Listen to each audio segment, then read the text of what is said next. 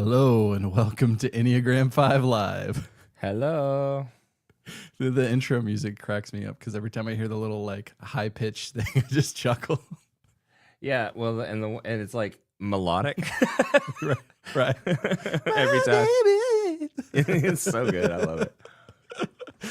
All right. Well, welcome everybody. We have a show. I don't know what kind of show it's going to be, but it's going to be a show.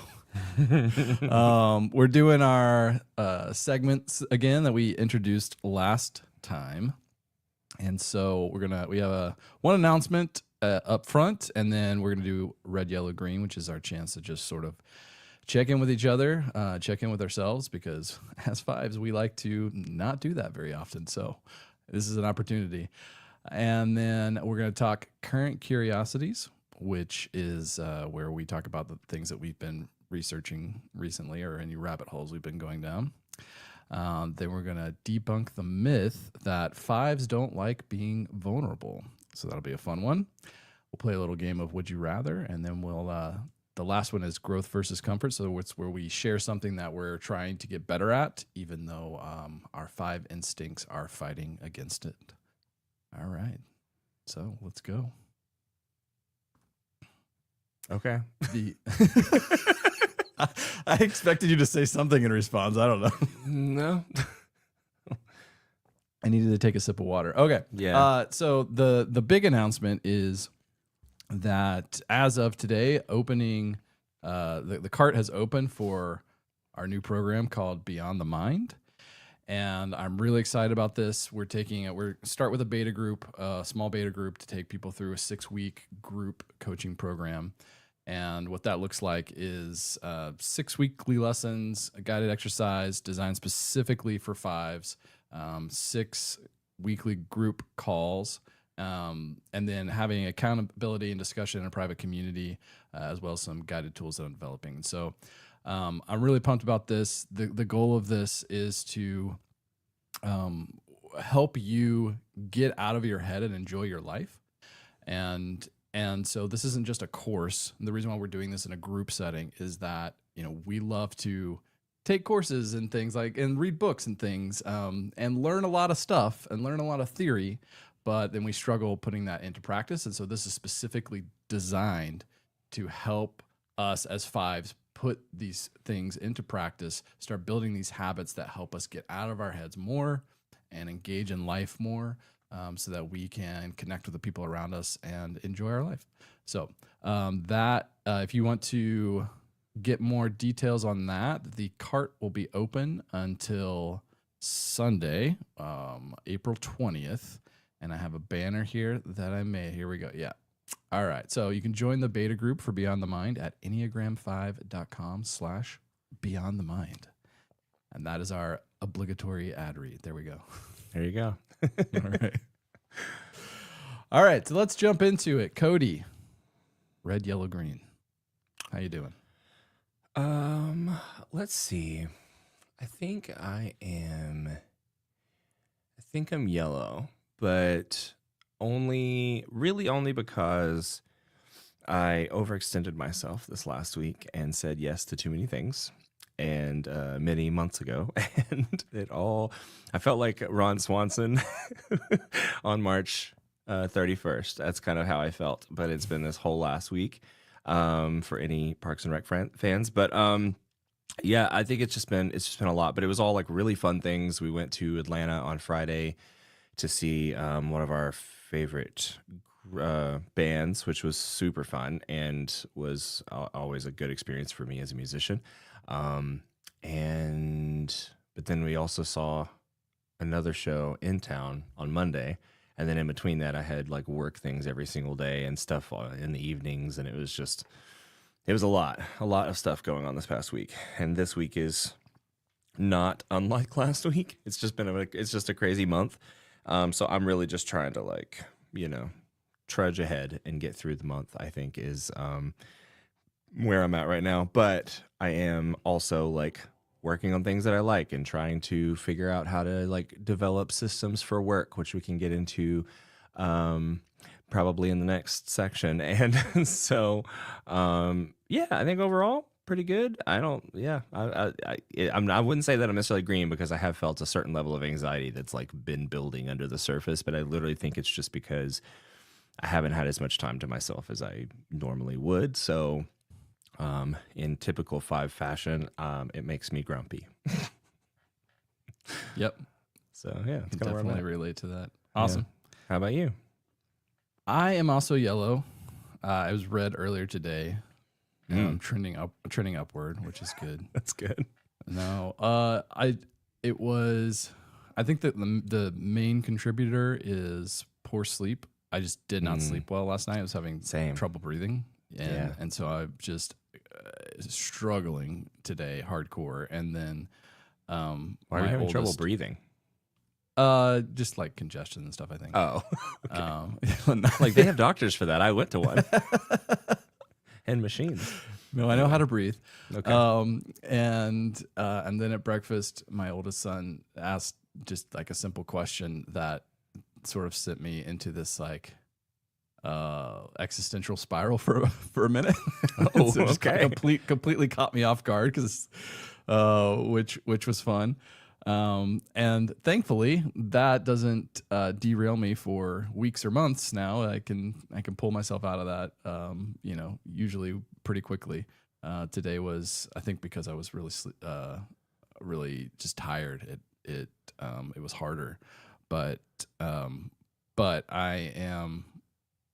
showed up, right? I'm here.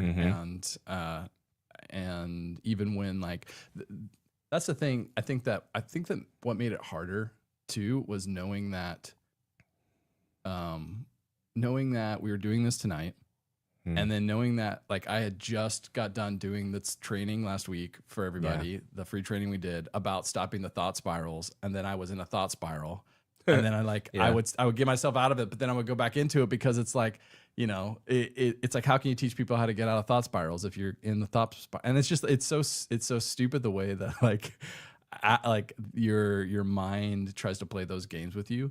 But I was able to, and I knew because we were showing up, there's a lot of resistance that started building, to doing this tonight.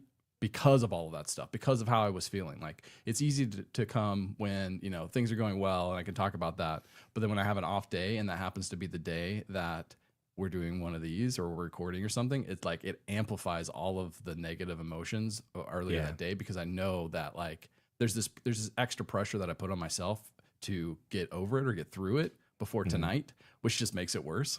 So sure. But so I'm learning a lot about myself in this process, which is fun. I almost feel like you don't have to, though. Like, I don't know. Like, due to the nature of this show and the fact that it's about opening up, you don't necessarily have to get over it. No, I know. That's the thing. Oh, it's like, okay. logically, I know that. Oh, right? Okay. But you felt the need to like be in a certain mindset. I got you. It's that resistance. It's that inner resistance of like, that means that if I am going through some stuff, that means I have to be, vulnerable about it, and or because I can't hide it, right? And so then that just adds to that sort of pressure. Got it. Okay, that makes sense. I'm with you now. Yeah. All right. Shall we move on to current curiosities? I think so. You think so? Yeah. What's something you've been researching lately? I have been about 6 feet over my head in the deep end of ChatGPT, and I am losing my mind. In a good way, though. In a good way, I think, because so I went down this rabbit hole because I had the thought the other day, a few weeks ago, of how can ChatGPT assist me in doing my job more efficiently. And that's an easy question to ask. It's a lot harder to explore all of the ways in which it can do that. And so I've been testing and found the boundaries of what ChatGPT can do and can't do, based on that information. Like, I didn't know that it only saves certain information for so long and then will wipe that information. And so when I spent 2 to 3 days uploading my entire work product database onto it and then found it gone 3 days later, I was pretty angry.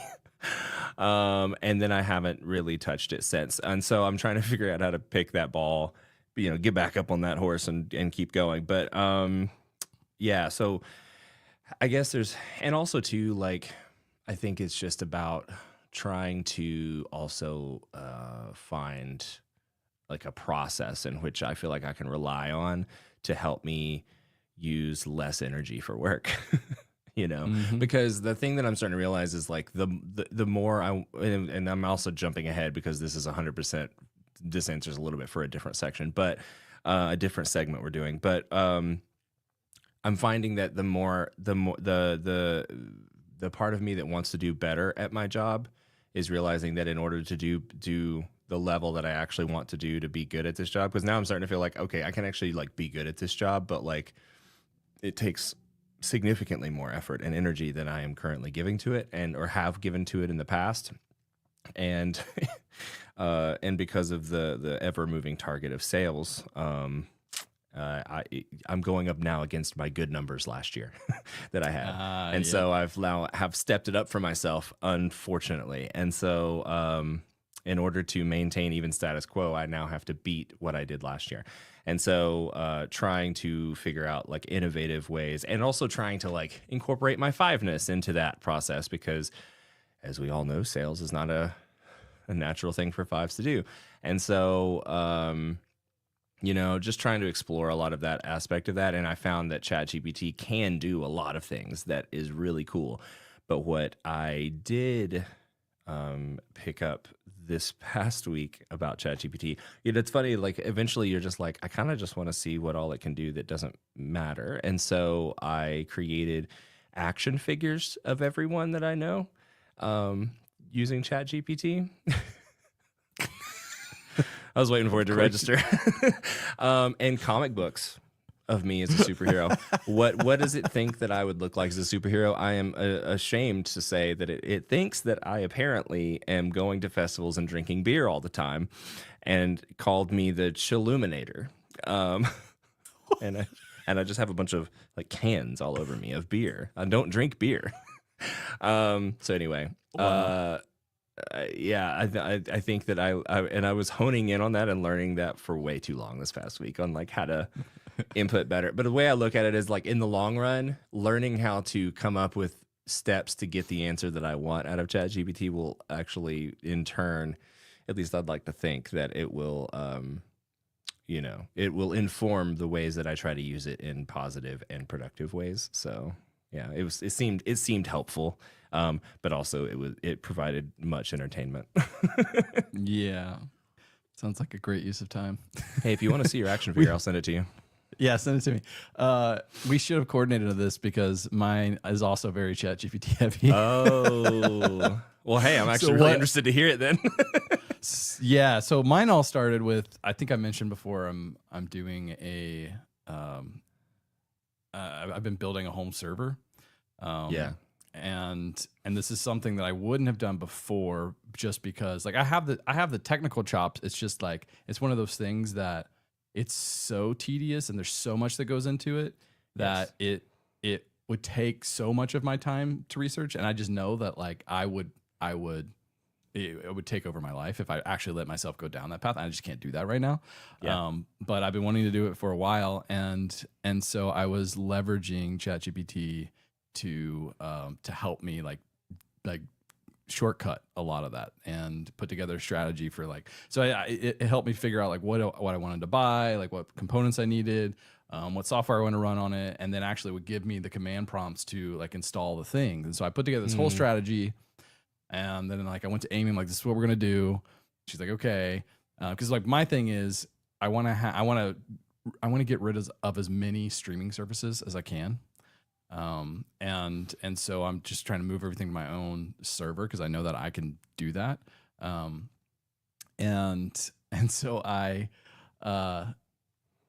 was researching with ChatGPT and put together the plan, and then went through, bought all the stuff, started putting it together, only to realize that it just made something up. that What do was you very mean? so this is getting really into the weeds, but when you're configuring, if you have a set of drives, I have a 4-bay enclosure. Okay. And my thing's kind of like special in that because I already had a Mac Mini that I had bought when I got my new job because they said you can't do personal projects on your work computer. I'm like, okay, well, I'll get a Mac Mini and use that. And then I ended up being able to keep my laptop where they Right, laid me yeah. off. So I'm like, well, I have this Mac Mini. I can't return it because it's past the window. And so I'll just use that as like the core part of my home server and then just hook up a direct attached storage device to it with a bunch of drives. Okay. And there are ways that you can configure those drives. And so there's like RAID 0, RAID 1, JBOD, and then there's RAID 5, which was the one that I wanted to do. Okay. And I won't get into the specifics of that because that's way way too in the weeds. I know But- I don't care, so no way anybody else does.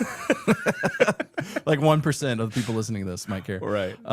And it told me that I could use the native RAID management in Mac OS to do RAID 5.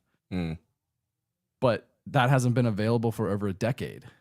And so I built kind of a whole strategy around this. And so then I had to like go through the process of figuring out, how to manage RAID 5 on my own and like what software is available. And like, then I had to figure out like, do I go with this open source software or do I buy a different enclosure that comes with the license for the software that I need? It was just like this whole thing.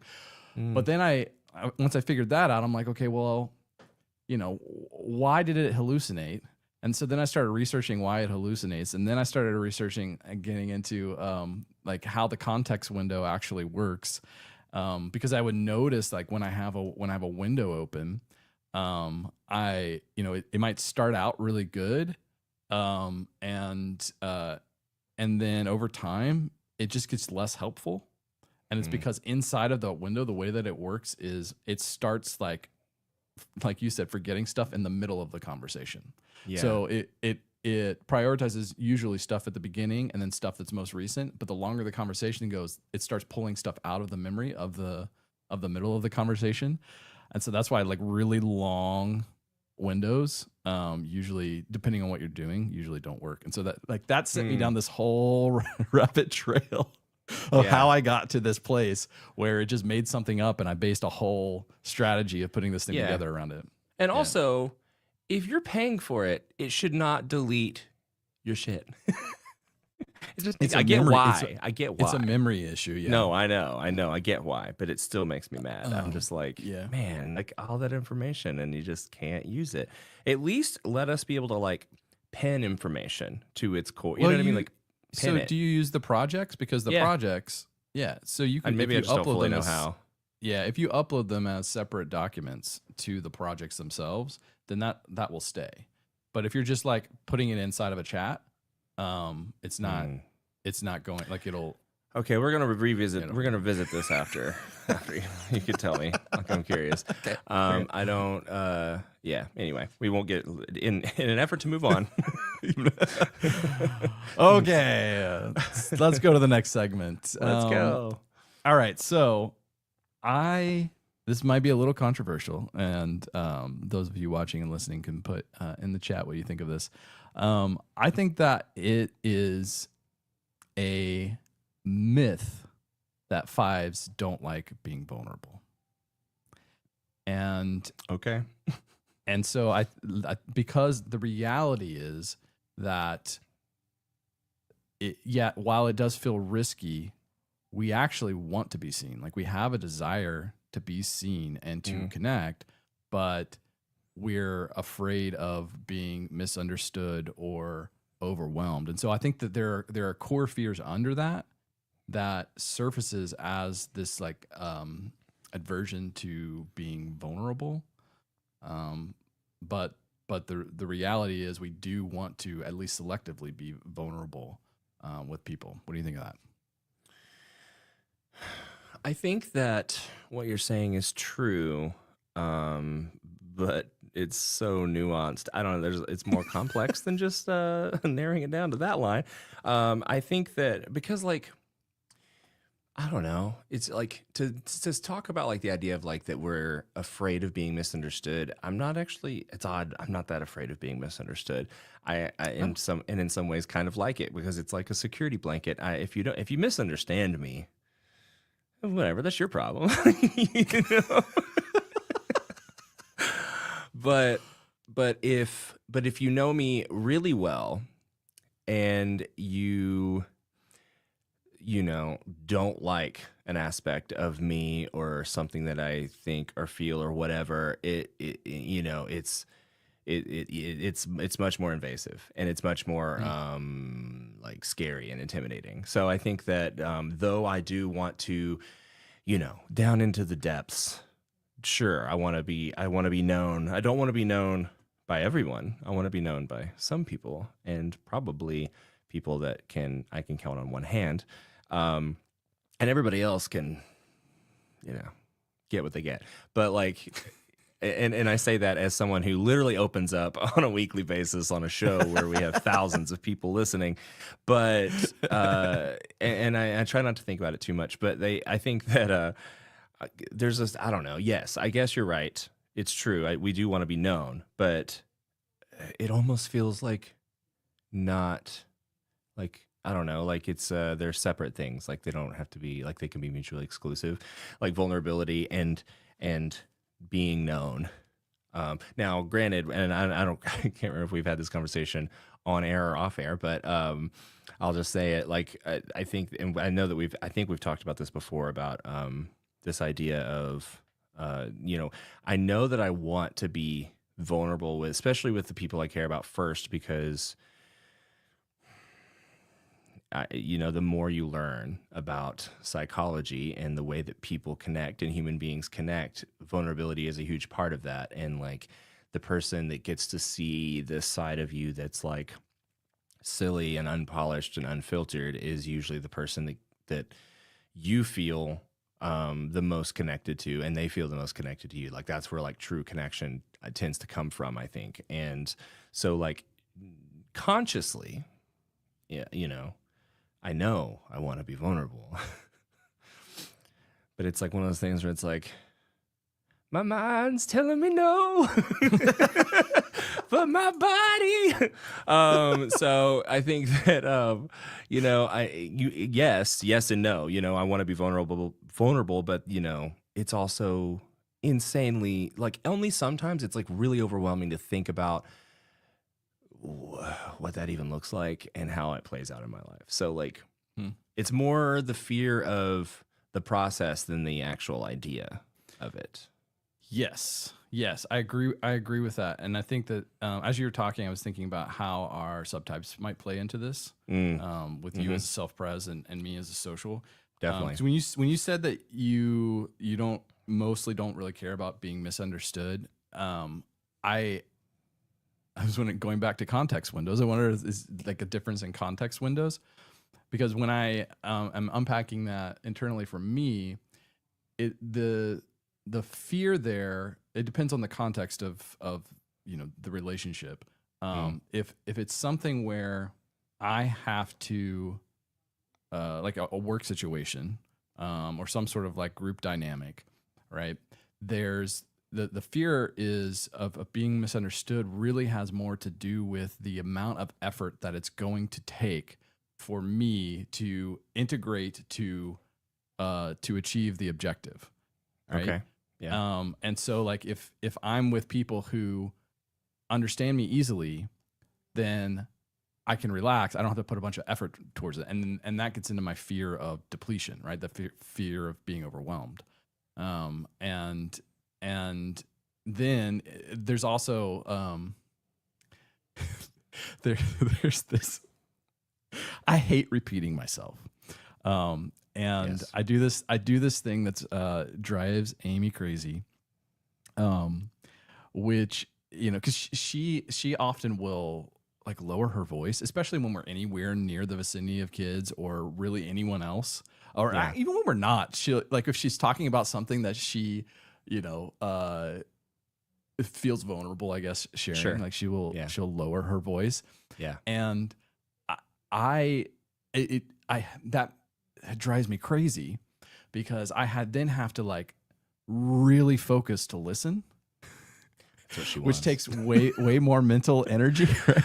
And effort. Well, yeah, right? sure. Mm-hmm. And then and then so I am often what will happen is like I'll miss things, right? Mm-hmm. And then one of the things that I do is like if I'm in like the other room and she's trying to tell me something, like I'll often just respond like, I didn't hear anything you just said.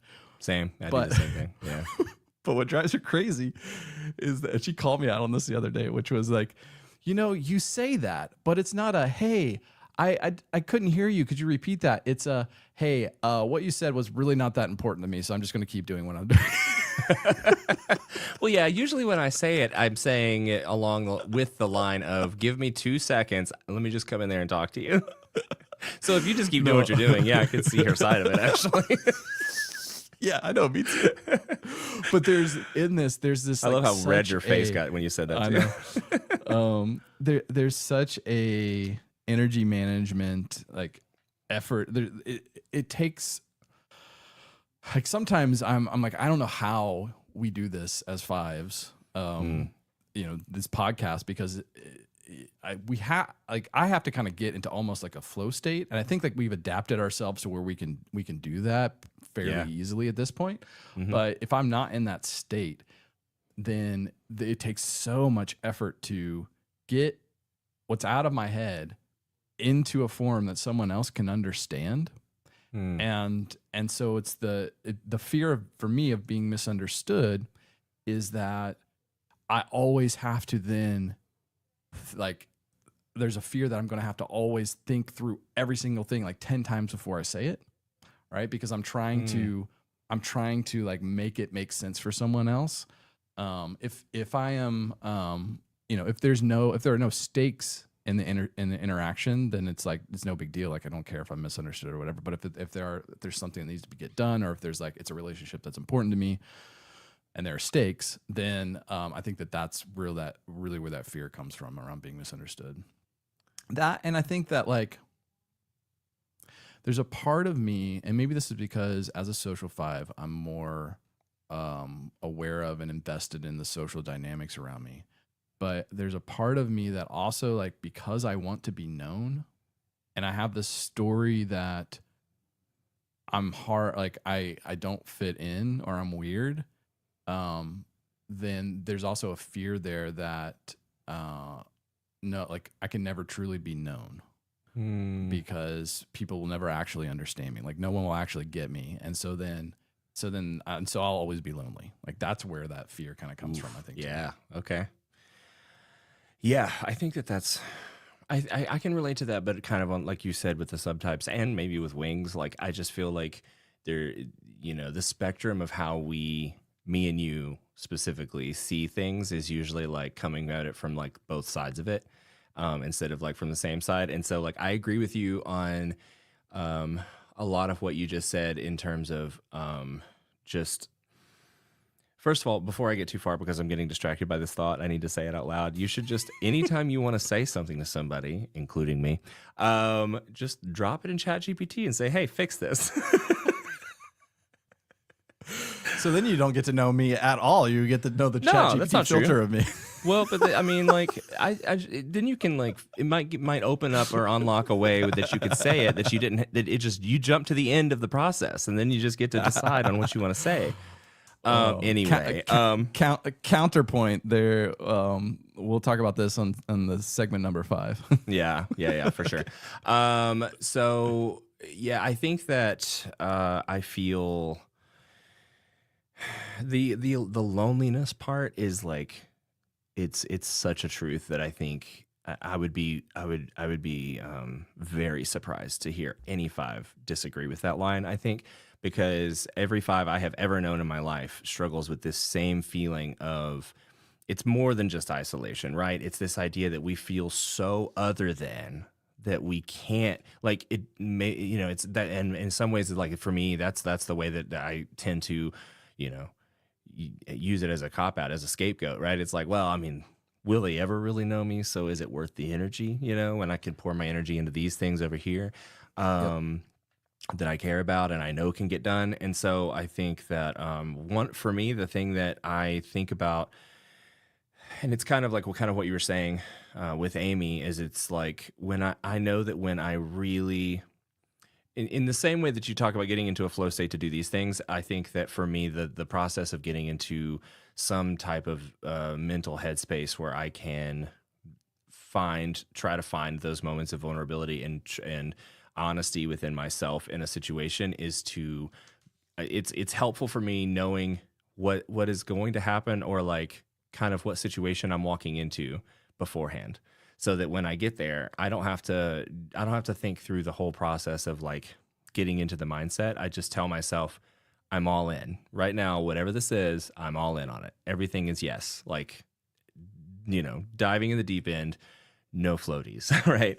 And I think that helps me, and that's something that this podcast has taught me. Like, honestly, that's the biggest thing that I could take away from with this show, is that it's helped me to learn to sit in a space and go, okay, I'm all in. Whatever happens, and I'm just going to be honest with myself and everyone else. And I think that that's the most helpful thing that I have probably learned in the last few years, because yeah, other things are hard. It's hard to like think about being vulnerable. And yeah, I come across topics that I'm not necessarily like so willing to share.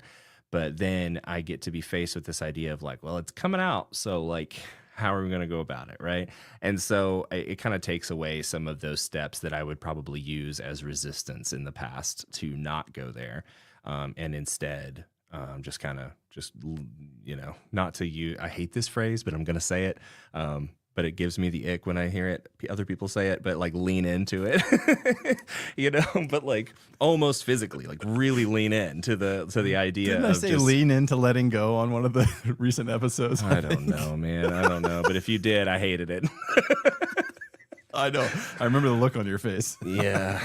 It just reminds me. It reminds me of evangelicalism and bad memories, bad past. I still have therapy I need to go to. For all that. But yeah, I mean, but the loneliness factor, like I haven't yet figured out how to overcome that aspect of it. It's like almost the more vulnerable I am, the more I find myself in moments where I want to pull away even more, which is crazy. Like that.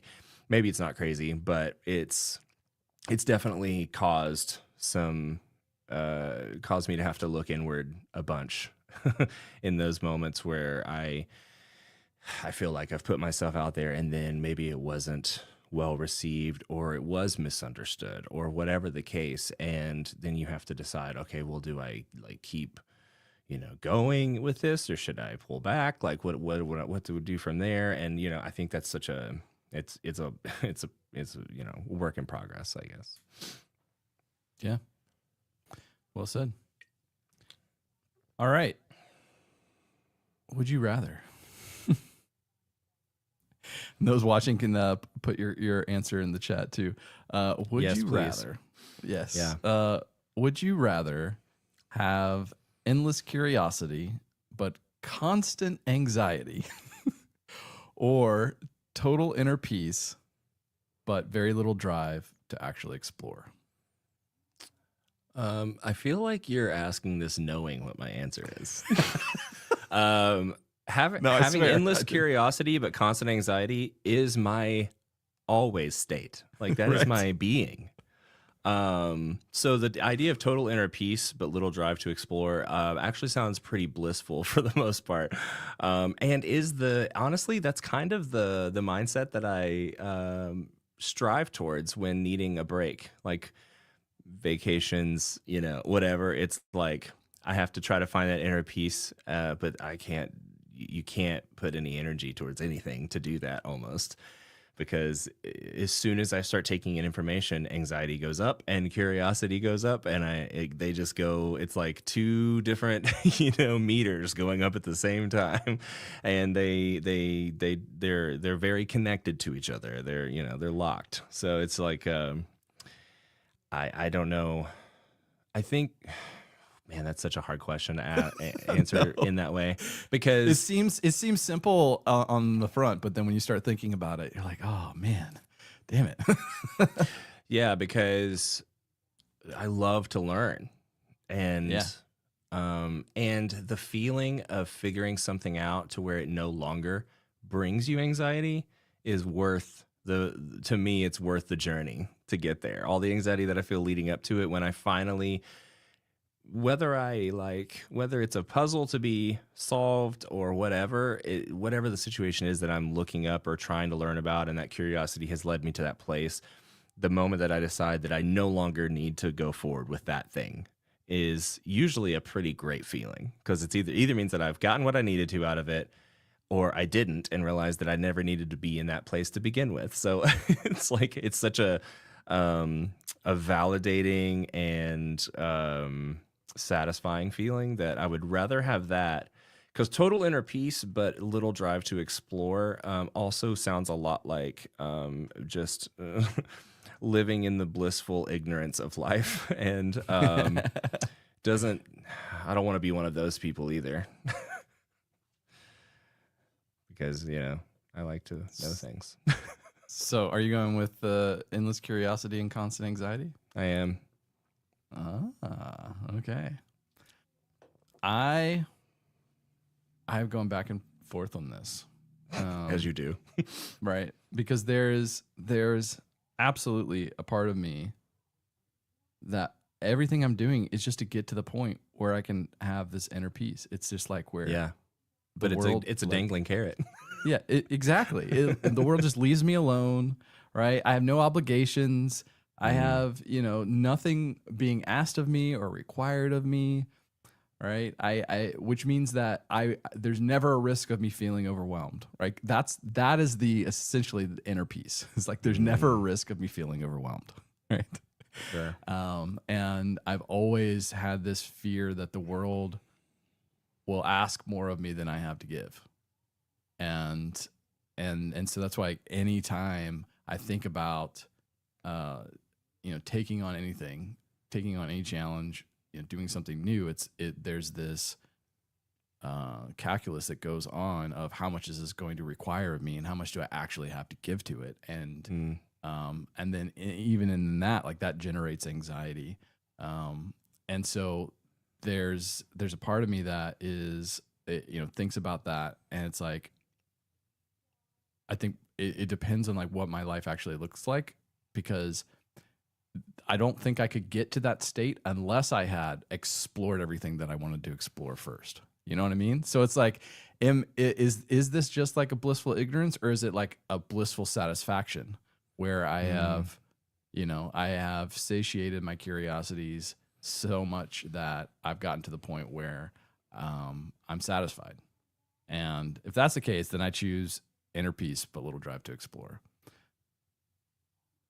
Okay. Yeah. I was looking at it as I see what you're saying now because it frames it differently because I was thinking of it as like little drive to explore says that I have no desire to learn. Right. And so but that's not necessarily the case because I guess the feeling we get from getting to that place where we no longer feel the need to dig into any particular topic brings us that inner peace because we no longer need to explore that thing.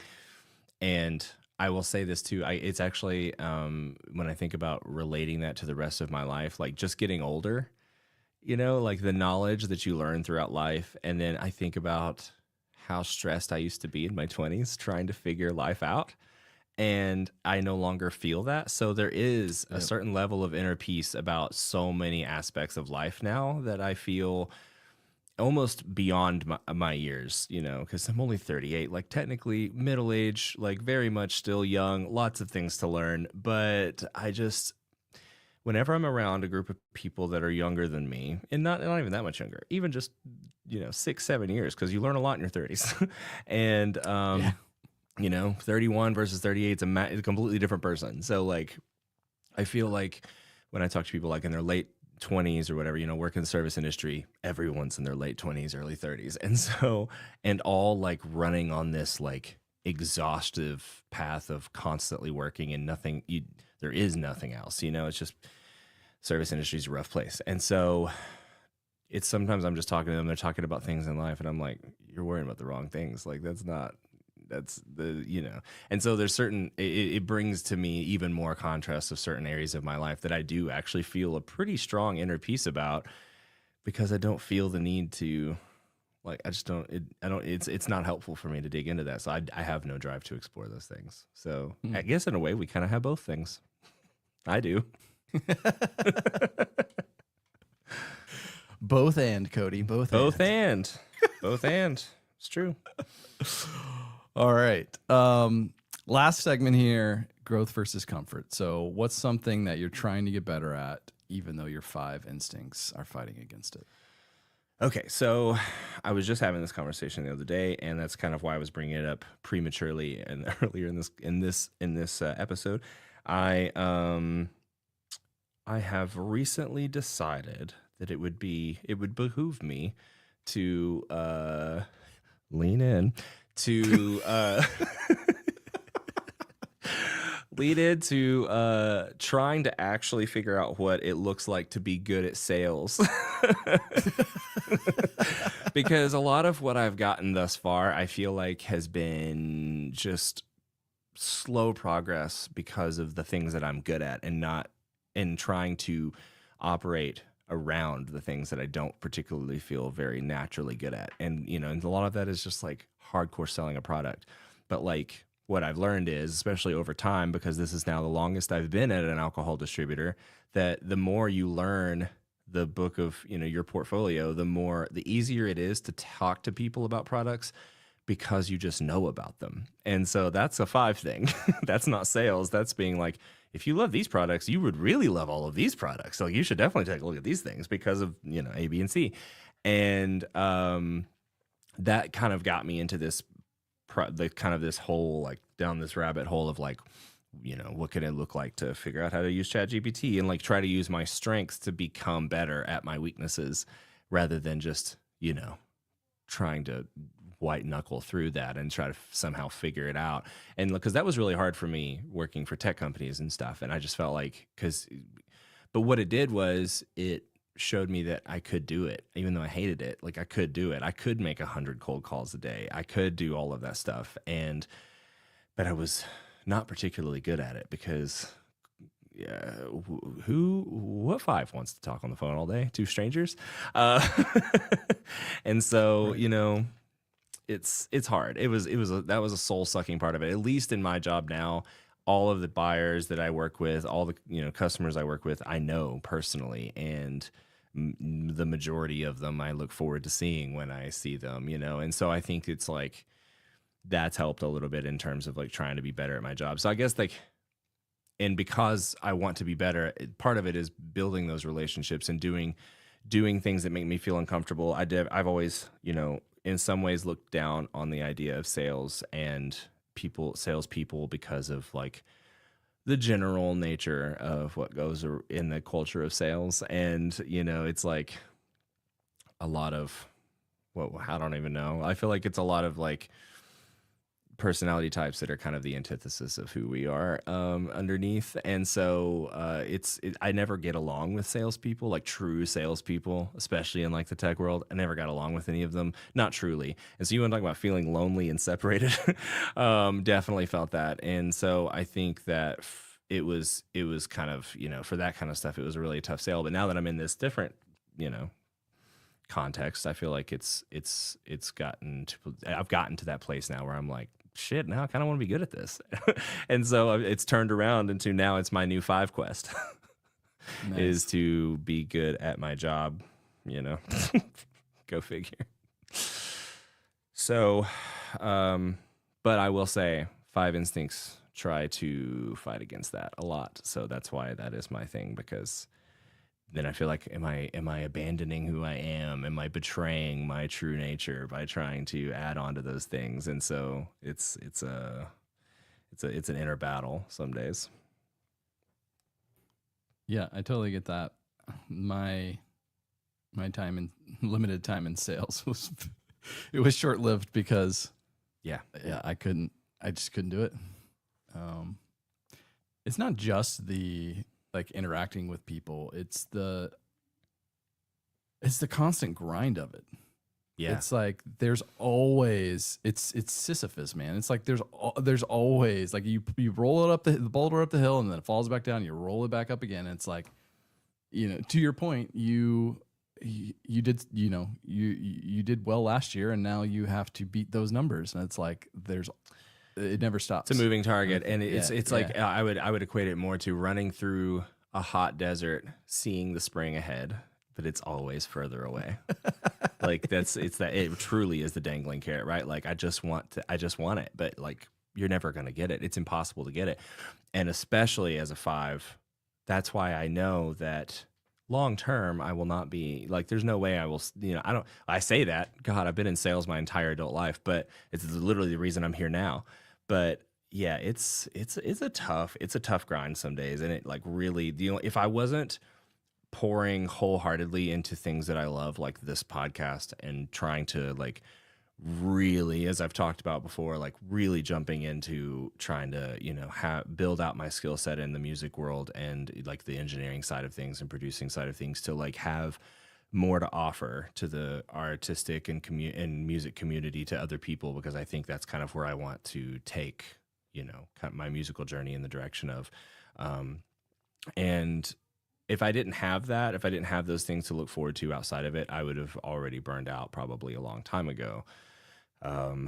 But this time around, it's just been different because I have learned how to better compartmentalize that energy and that as a resource, and know that like, as we've gone through this process and conversation in past episodes and stuff, like, it's not a finite resource. It's just, that's how it feels sometimes. And so I think knowing that, I know that I'm going to set aside certain amounts of time and energy for those things, right? And not try to take it all on all the time, all at once. And that was something that was burning me out so hard, especially like second season of this podcast. Like, oh my God, you want to talk about burnout? Like I was dying. I was so bad. It was a dark time. And so I think that learning how to do it in a healthy way, and then knowing that like, it doesn't have to be my identity. It's just part of who I am. It's part of what I'm doing right now, And so I think that has helped a lot too. But yeah, there's nothing satisfying about sales. Nothing. I don't care what anybody says. I don't care. The people that are into sales, they're what is it? Like masochists. Like they love the torture is really what it is. I truly believe that there is no satisfaction in sales. So it's just this. It's no, I'm not gonna go there. It's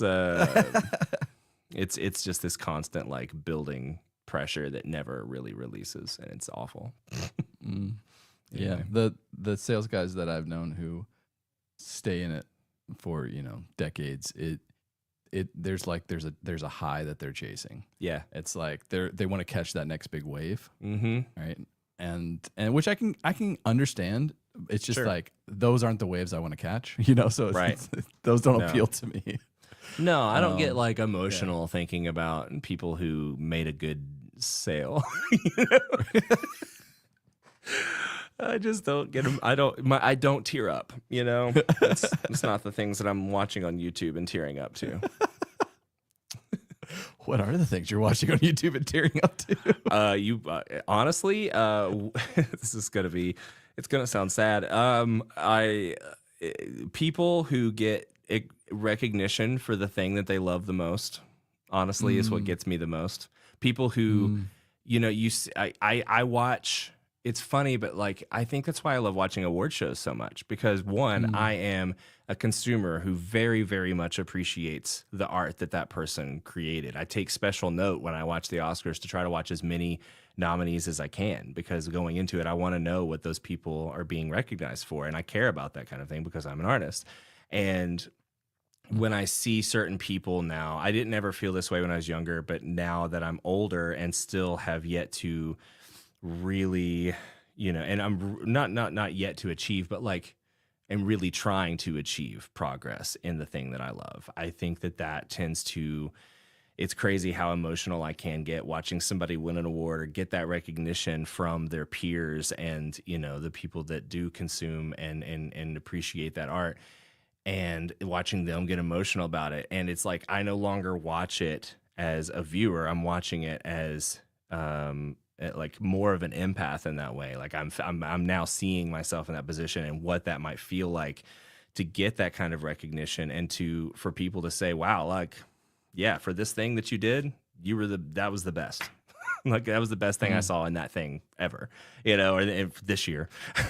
And so, I think I find that, and honestly, and the reason why I bring it up about sales is because that's the thing that sticks in my mind all the time now, when I'm staying up too late trying to, watch videos or read books on like mixing and how EQ works, and like, or compression, and I'm just like, God, this sucks. Like, I remember that, hey, like, I am only building a skill set towards being the kind of person that I want to be, that makes the kind of art that I want to be proud of, and hopefully other people will appreciate.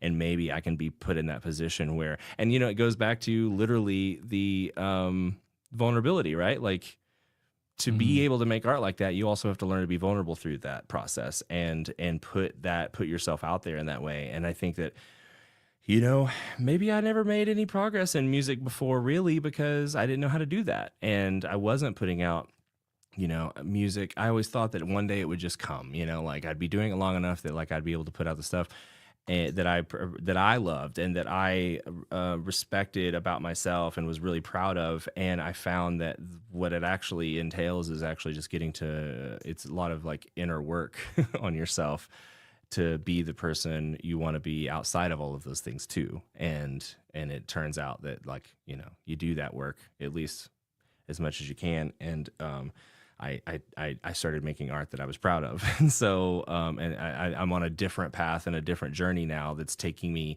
in that direction of both learning how to be more authentic and vulnerable, to other people, but also through my art. And to be able to do that, I also have to be vulnerable, and I have to be authentic with myself, about myself. And, you got to deal with the ego in that process. So it's a whole other thing. But yeah, I don't know. It's just, that's what gets me going these days. Yep. I think for me, the big thing that I've been focused on is showing up, even when I really, really, really don't want to. Yeah. And that's been a very long journey for me, and there are always new layers that I'm exploring in that. But for example, I talked about this in the newsletter, I think a couple weeks ago. I signed up for adult kickball. Yeah.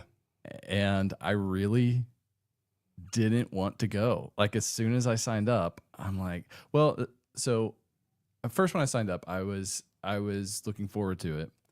And then I just had this really awkward experience where we were all supposed to meet at this bar nearby to like meet our team and get our t-shirts and stuff. And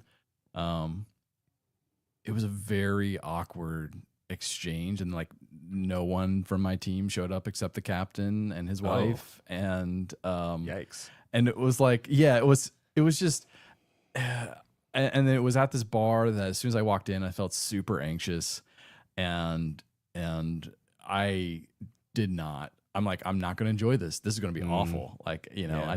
I made a lot of judgments and put, I took that experience and transcribed it onto what I thought the experience of kickball was going to be. And I'm like, these are not my people. This is not going to be fun.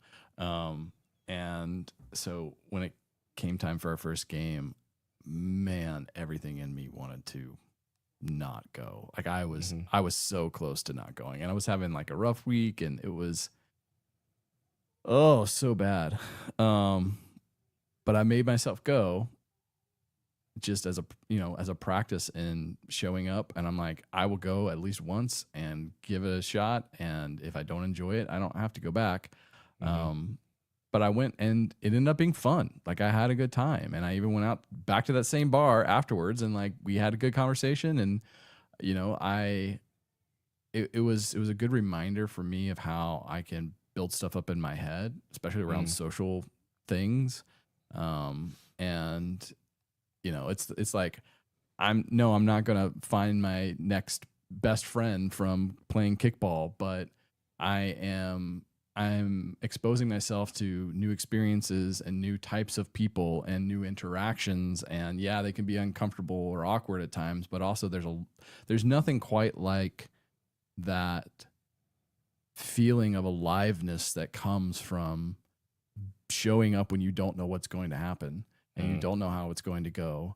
And it's messy and it's weird sometimes, and it's also exhilarating sometimes. And you can't replace that. And we try so much to prepare for things as fives, and then we over prepare, we overthink.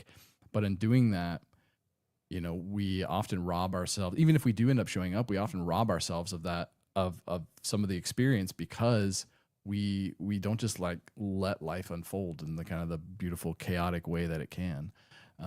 And so for me, what showing up means is like practicing more of not mentally rehearsing things and not, even like conversations, and not trying to build up a model in my head of how something is going to work. And before I go into it, just, I'm always going to do that to some extent. Like that's just part of, I think, being a five, but in being intentional about, and there's great things about that, but there's also like a practice of being intentional about not always having to operate in that mode, so that you can experience other ways of being that enrich your life, that it lets you experience life in a way that you might not if you always stay in your model of operating. And so that's what I've been practicing. That's awesome. Yeah. And it'll only, even if you hated it, it would only benefit you to show up in that way. Like, I think that's something that's also helped me in that way, to where I think like, because you don't know what's going to happen, you also like, I don't have a lot invested in the outcome, right? Like it doesn't really matter. And so, I think I relate to that a little bit, because I feel like I've been trying to not just show up, but show up without, which I guess is kind of what you're saying. It's just a different way maybe of saying it, but like, show up without an agenda, like show up with no ulterior motives, about why I'm there or what, what I plan to do, and just trying to be in the moment and be present in that moment is always my biggest challenge, I think, and especially because of my very ADHD brain. Like I always have many things going on in my brain. My brain has always got just spinning plates everywhere, just thinking about all of them at once. And that it's hard to live life in person when you're doing that all the time. Yeah, that makes sense. Yeah. All right. Well, we have come to the end of the hour. So it's perfect timing. Look at this. Yeah, look at this. We're so good at this. We don't even think about it. Well, maybe it's because my energy only goes for about an hour. After an hour, I'm gonna start glazing over. So it's like I can feel it. I don't even have to look at the time. Like I already know. Yeah, we time this perfectly on purpose. All right. Well, thanks everybody. This was fun, and I still don't know how to end these things, so we'll say sayonara. Sayonara. We'll see you on the next one. Bye. Bye-bye.